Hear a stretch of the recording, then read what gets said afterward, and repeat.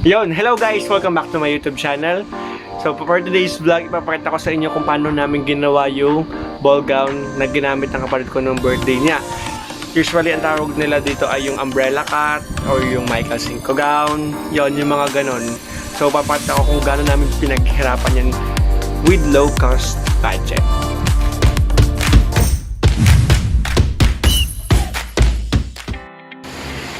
So, ginawa namin ito in just 1 week.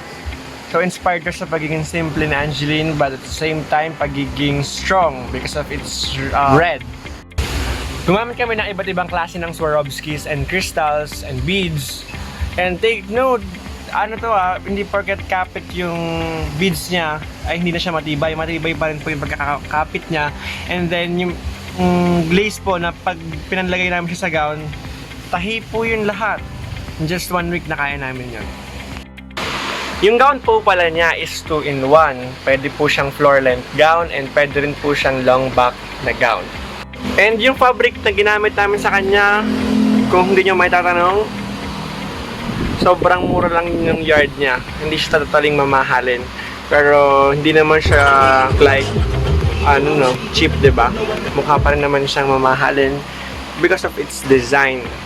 First step, kailangan mo natin mag-design or mag-draw or mag-sketch ng design na babagay sa kanya. So, naisip namin na with strap and plunging neckline naman yung gawin. Pero umbrella cut pa rin siya. Kasi usually lagi natin nakikita off-shoulder. So, para maiba naman ng konti.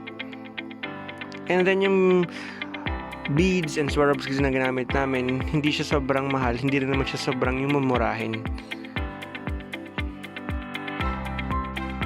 Dahil hindi mamahalin yung lace, pinabuti namin na punuin na lang ng beads. Bale, 15 yards yung nagamit namin. Pero half balloon yung cut niya. Siguro yung gown, nag-retail siya for less than 5,000 only. Including the labor. Yung labor kasi dito yung mahal pagdating sa taal. Siyempre, gawang taal yan, kaya quality talaga. Like sa Divisoria na sobrang mura kasi mura yung labor sa kanila. Pero kapag ipag-compare naman natin, kitang-kita naman natin yung difference, diba? Sa totoo lang, hindi mo naman kailangan gumamit ng mamahalin at magumastos ng napakalaki para sa isang magandang gown. Ang kailangan mo lang is kung paano mo siya popormahin and kung paano mo siya papagandahin gamit ang beads and laces and patches. So yun, hanggang dito na lang po ang vlog ko. Sana natuto kayo and sana nag-enjoy kayo. And thank you so much for watching my vlog. Thank you. Don't forget to subscribe.